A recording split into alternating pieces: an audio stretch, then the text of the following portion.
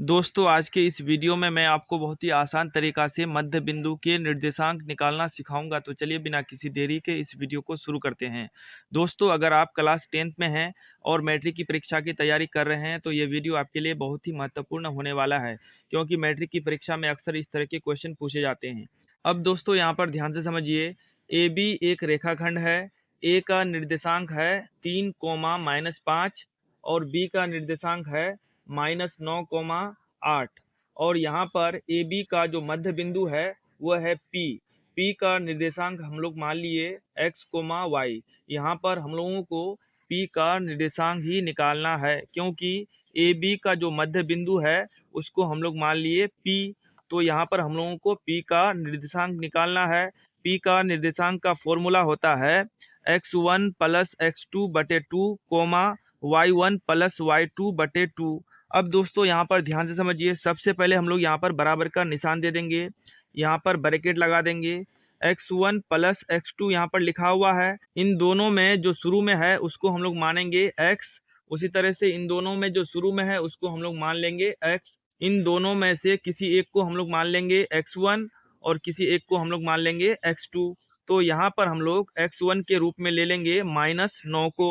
उसके बाद यहाँ पर प्लस का निशान लगा देंगे और x2 के बदले लिखेंगे यहाँ पर हम लोग 3। उसके बाद बटे के रूप में लिखेंगे यहाँ पर हम लोग 2 और यहाँ पर कोमा का निशान लगा देंगे। अब यहाँ पर ध्यान से समझिए, इन दोनों में से जो बाद वाला होता है उसको हम लोग मान लेंगे y। उसी तरह से इन दोनों में जो बाद वाला संख्या है उसको हम लोग मान लेंगे y।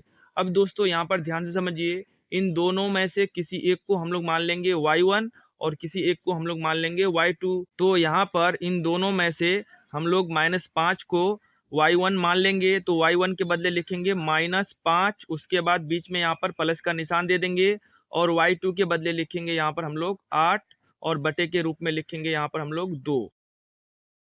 अब दोस्तों यहाँ पर ध्यान से समझिए, माइनस भी है और यहाँ पर प्लस भी है, तो इन दोनों में देखना है कि इन दोनों में बड़ी संख्या कौन सा है।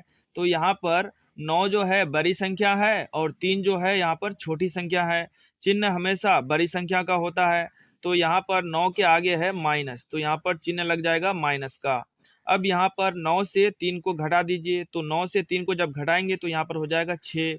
उसके बाद बटे के रूप में लिखेंगे हम लोग 2, क्योंकि -9 + 3 बराबर होता है -6। उसके बाद बटे के रूप में लिख देंगे यहाँ पर हम लोग 2।